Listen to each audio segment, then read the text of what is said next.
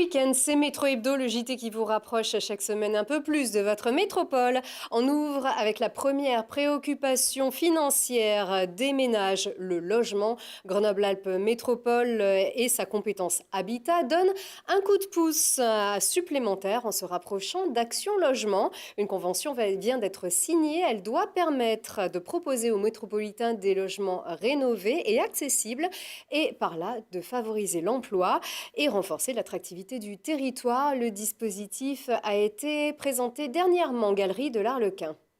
Action Logement aujourd'hui reste effectivement, comme était son prédécesseur, le 1% logement, je dirais une structure qui rend des services aux salariés d'entreprise du secteur privé et qui accompagne au plus près les collectivités territoriales dans leur développement et en particulier ou entre autres le renouvellement urbain. Les bénéficiaires, ce sont les salariés d'entreprises du secteur privé qui versent ce qu'on appelait historiquement le 1% logement et qui, en contrepartie du versement fait par les entreprises, il est mis à disposition des entreprises des droits dits de réservation qui permettent ensuite de proposer aux salariés des logements. Ici, nous sommes aux 40 Galeries d'Arlequin, 40, 50, où nous avons des travaux majeurs d'ampleur à l'intérieur des logements, mais aussi à l'extérieur. Et l'idée étant, derrière tout cela, c'est la grande rénovation des villes-neuves qui est à l'œuvre aujourd'hui.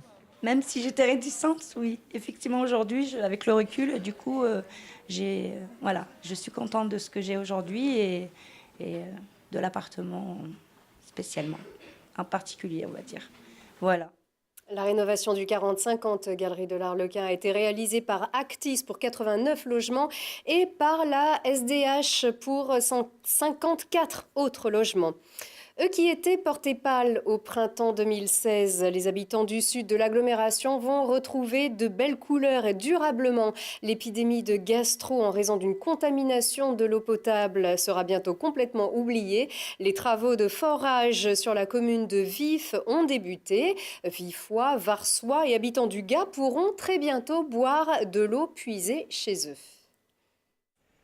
Après plusieurs mois à boire l'eau puisée à l'Échaillon, les habitants de Vif, Vars et Le Gard voient le bout du tunnel. Les travaux de forage dans la commune vifoise ont débuté et en juillet 2018, les habitants devraient recevoir chez eux l'eau récoltée. Il y a une décision qui a été prise rapidement, dans les 3 mois suite à l'incident qui s'est passé. La décision a été prise par le président Ferrari, la métro, pour pouvoir venir faire ce forage et récupérer une eau qui est potable. Donc cette attente-là, elle a été mise en œuvre. Face à l'urgence sanitaire et avec de nombreuses contraintes, la mission était difficile. Trouver le bon endroit pour creuser le puits de 49 mètres de profondeur.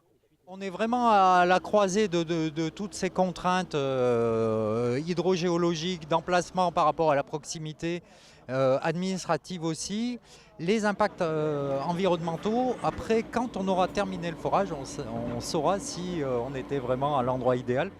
D'ici un mois, les premiers tests devraient apporter des réponses. Pour le moment, le calendrier est respecté, mais quelques travaux devraient encore perturber le quotidien de Vif.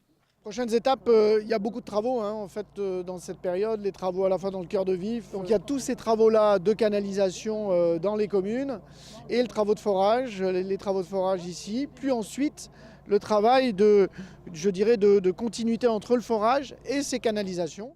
Avec un débit de 60 litres par seconde, les habitants concernés par la zone de captage ne devraient plus avoir de problème d'eau à partir de l'été prochain. C'est un projet de grande envergure qui s'élève à 3,6 millions d'euros, comprenant la pose de 3 km de nouvelles canalisations. Et puis si vous n'avez pas vos tickets pour la patinoire Pôle Sud, foncez à la billetterie. Les meilleurs patineurs du monde vous attendent pour les internationaux de France, l'ancien trophée Bompard, vendredi, samedi et dimanche prochain, à l'occasion d'applaudir les danseurs français Gabriela Papadakis et Guillaume Cizeron qui glanent une médaille d'or au JO de Pyeongchang en février prochain, mais aussi l'incroyable japonais Shoma Uno et bien sûr nos grenoblois Shafik Evesegui et Kevin Emos, le champion de France élite en titre. On rappelle que la patinoire Pôle Sud est la patinoire métropolitaine de l'agglomération grenobloise. C'est tout pour ce week-end. Passez un très bon week-end.